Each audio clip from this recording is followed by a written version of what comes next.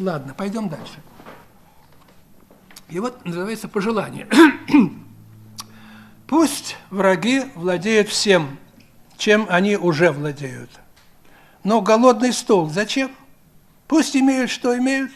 Пусть в обед у них индейки, фаршированные шейки, вдоволь зелий и сластей, вдоволь рыбы без костей. Что мне сласти да индейки? Я не дал бы и копейки. А желать, так только малость пожелать хочу врагам, чтобы сладость им не в радость, чтобы мед не по губам.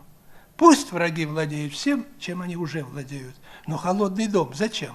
Пусть имеют, что имеют.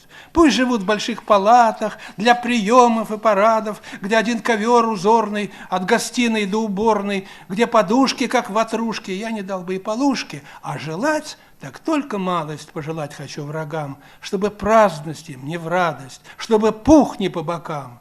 Пусть враги владеют всем, чем они уже владеют, но худых детей зачем? Пусть имеют, что имеют.